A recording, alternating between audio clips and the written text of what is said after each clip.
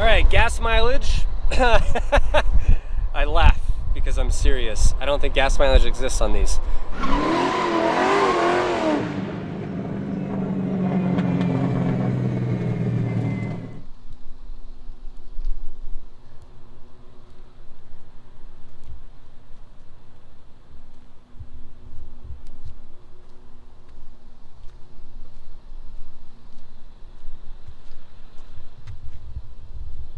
What's going on, everybody? So today we have this amazing Mercedes SL Roadster.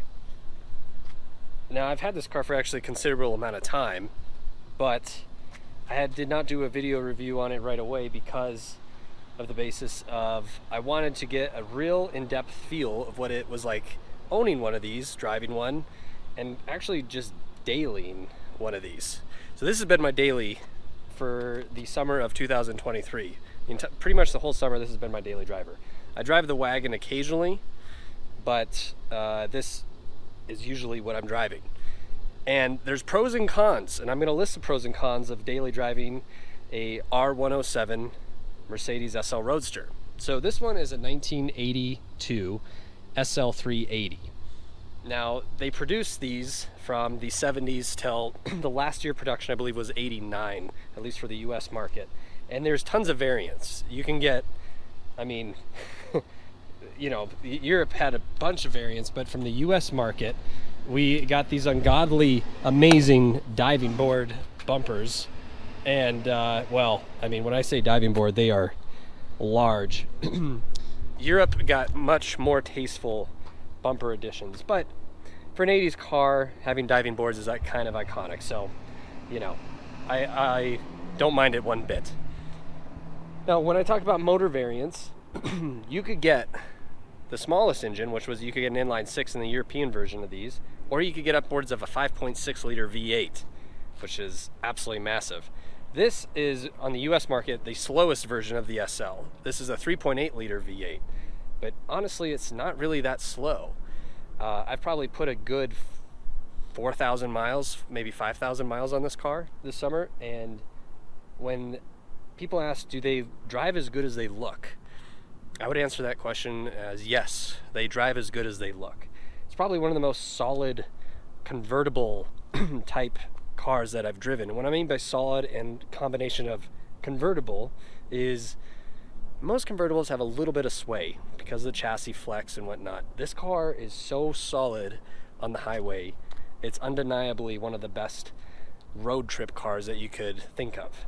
You know, you think of a time back in the 80s when Mercedes was building cars to last a lifetime. You look at my wagon nearly 400,000 miles later, and it drives, in my opinion, as good as when it left the factory. Maybe just a little less spunky, but pretty darn close. Now, this is a 2-seat sports car, but there is a catch to that. There is seats in the rear. Right, Nug? Which he takes up the whole rear. Would I stick my grandmother in the back seat? Probably not. But you could definitely fit your 4-year-old and all their gremlin friends as well in the back seat. So think about that. There are seatbelts in the back, and they did this for an insurance reason to lower the cost of insurance, because then it's quote unquote a multi-person hauling vehicle. Now, this car is, like I said, an 81. It's got a 3.0 liter V8. It's got disc brakes front and rear. The motor is absolutely massive in the front, and I'll pop the hood, but I'll just kind of do a little walk around.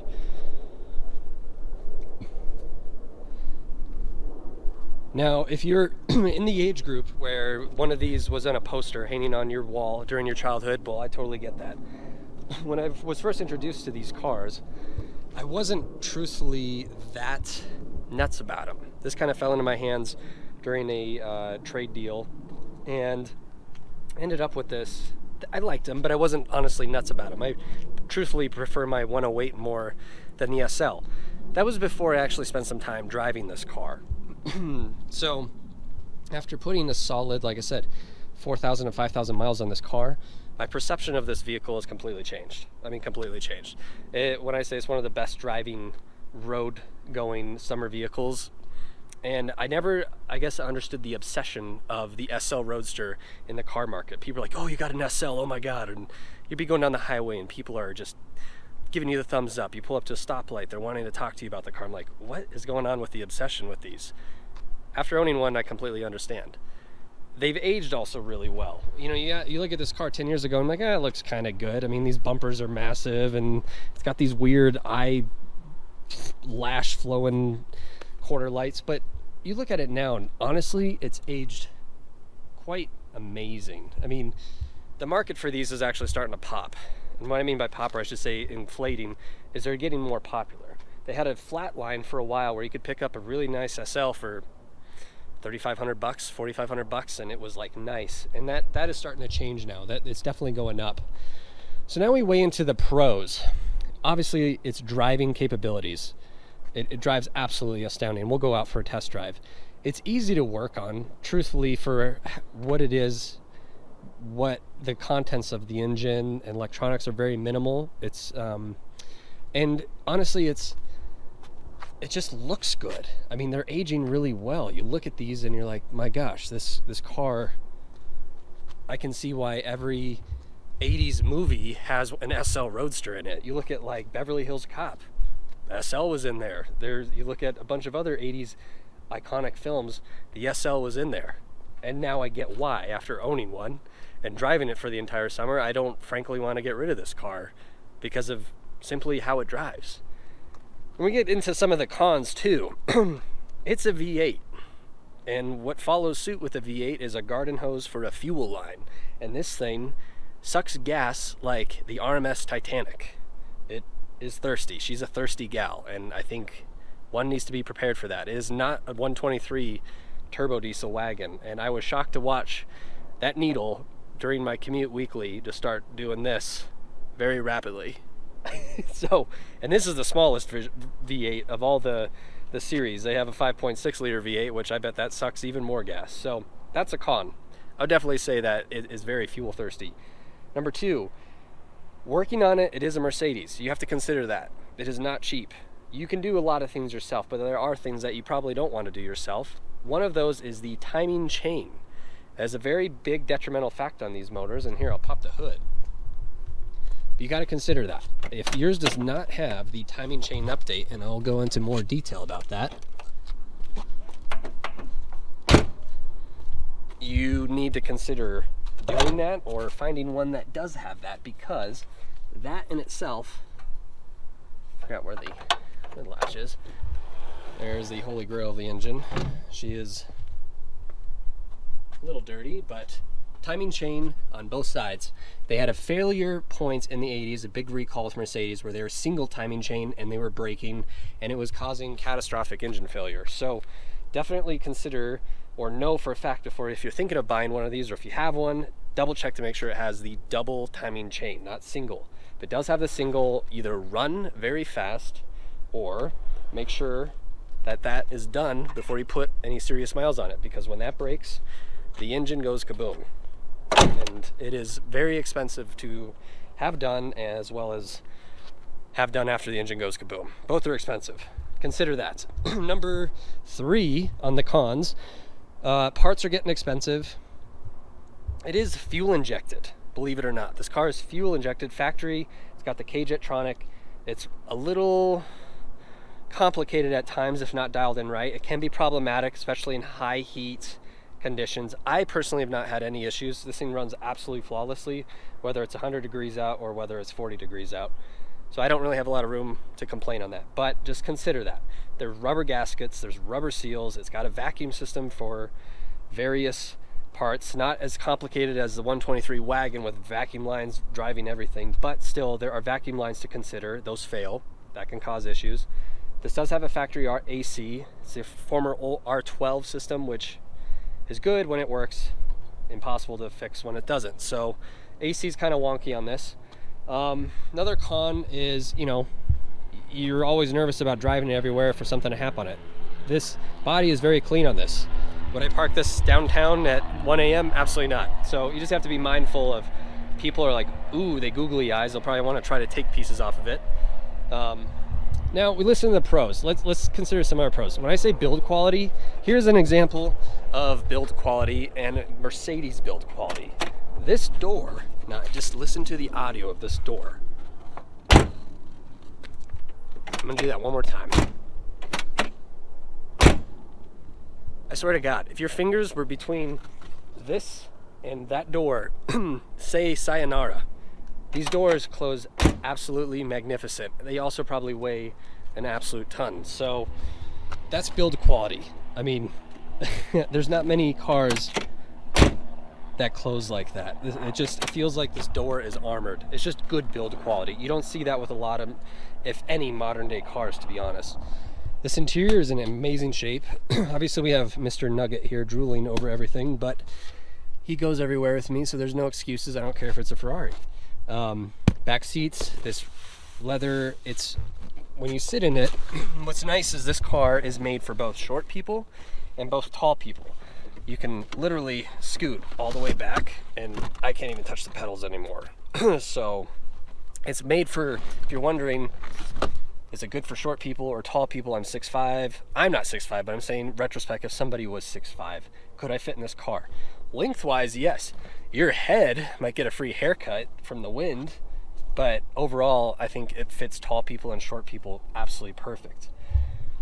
Attention to detail. It's probably the most simple interior you could ever ask. Here's your climate control, your transmission selection, power windows, updated stereo, and here's the instrument little pieces. And of course, Mercedes had amazing attention to detail. But 35 years later, 36 years later, heck, this thing's going on, what, 38 years? I'm terrible with math today. Little things like this. This is the end cap, metal cap for the left side. It is fallen off, and now it gets interrupted by the economy.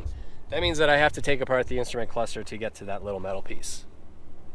Is it a pain? Yeah, but what do you expect with that old of a car? Overall, I don't mind. Hey, you wanna go in the back? Come on, let's go. Come on, back seat. I'll show you the passenger side here, if Mr. Nugget goes back there. Obviously, this has both a soft top, and most of them came with a factory removable hard top. This has both of them. It's definitely a two-person job. The factory hard top weighs an absolute ton, and I tried doing it myself solo, and that was a bad decision, so consider that. But they do come with both. In fact, you could even get an SL with just a factory coupe, meaning that there is no convertible. It's just a hard top all the way through. And those look great. Not my cup of tea, but they're out there, they're rare. And we'll do one more walk around, and then let's go for a drive. Trunk space, if you're wondering. I mean, it's decent, it's deep. There's a spare tire down here, but you know, overall, it's not amazing, but for a convertible, you can't really complain. It's definitely hauls enough stuff. There's the battery right there.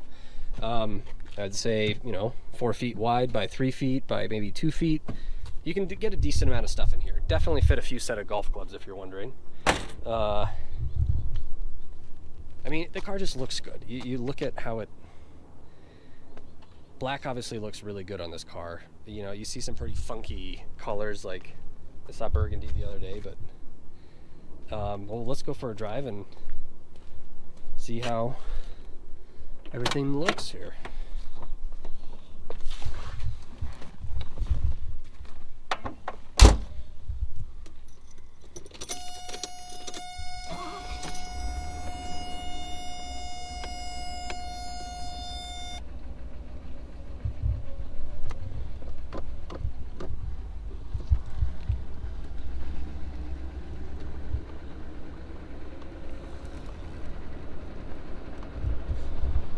Now, if somebody asked me, if you were to go look for a Mercedes SL, do you prefer the Mercedes turbo diesel wagon versus an SL? That's the toughest question to answer because I like them both for different reasons. This car is an amazing car to drive with your girlfriend, your wife, on a Friday night, the sun's setting, you're going out to dinner.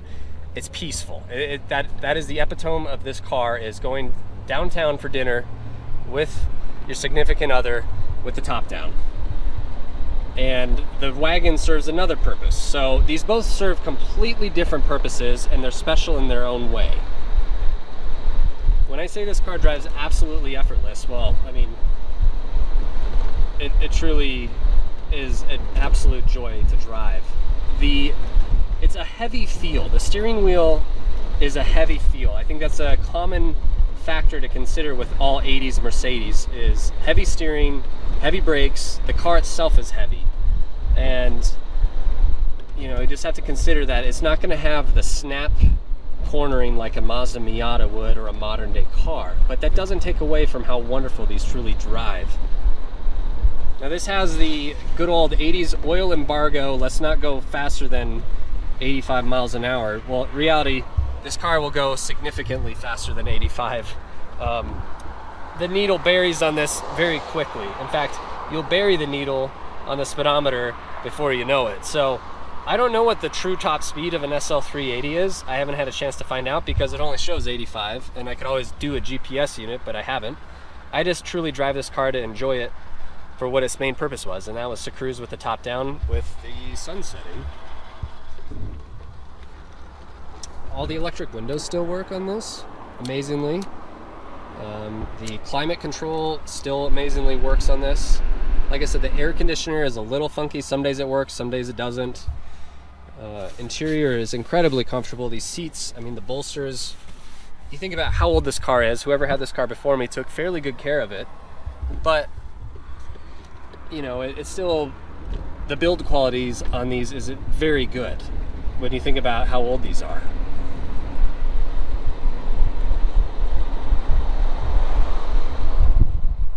Obviously, Otto is very content in his little, what I call a cubby back there. Right, bud?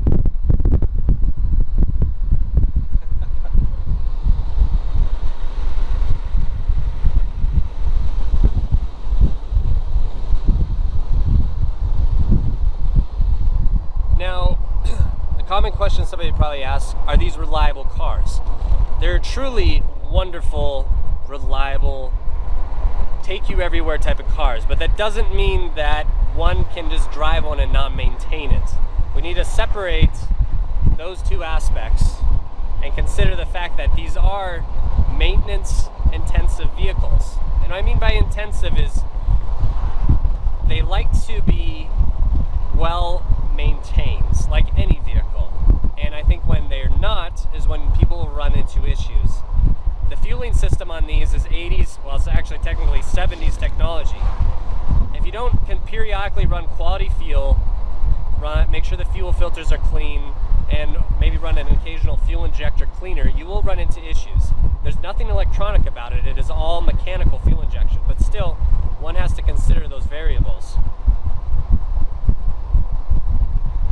Overall, they're incredibly reliable cars.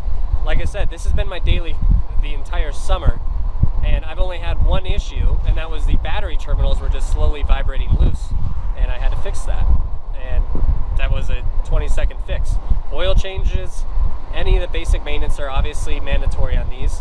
And, you know, a car that runs theoretically hotter than normal, it needs to be addressed, because these motors don't last very long when they obviously run hot, and one has to consider that. We'll do a quick acceleration test here, and I'll show you whether you think these are quick or not. I think this is the slowest SL that they made, and I think it's actually fairly quick.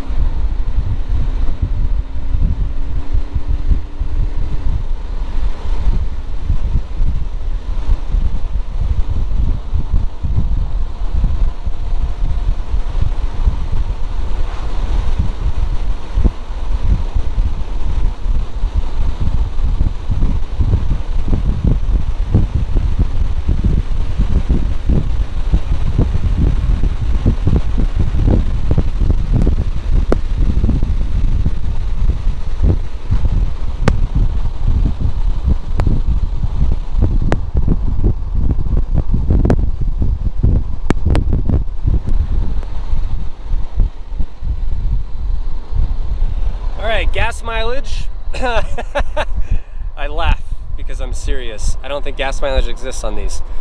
Realistically, I'd expect 8 to 10. Some people claim that they've gotten as high as 15 with these. I don't know if that's true, if they're just blowing smoke up my butt. I average about 11 to 13 miles a gallon is what to expect out of these, but that's a big if with an asterisk. These don't get great gas mileage. It's a V8, it's 70s fuel ejection technology, which was not that great as far as economy. But you don't buy an SL Roadster for the fuel miles per gallon, okay? You don't. You buy an SL Roadster because they're timeless, they're classy, they're well built, and they just look good. They emit something that the 80s truly emphasized on, and I would say that this car really covers what the 80s epitome of luxury vehicles were. They really do. I mean, there's nothing more 80s than a Mercedes SL Roadster, in my opinion. Maybe the Countach, a couple of Ferraris, like a 308 or 328, but these are definitely up there.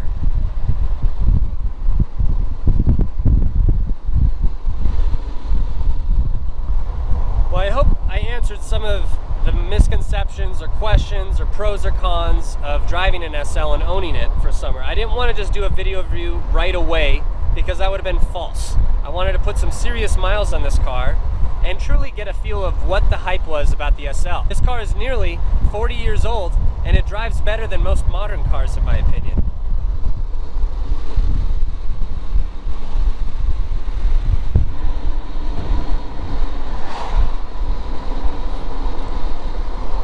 Well, we obviously can get 2.5 people in here.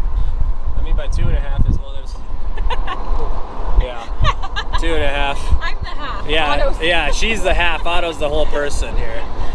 At least by how much room he takes up.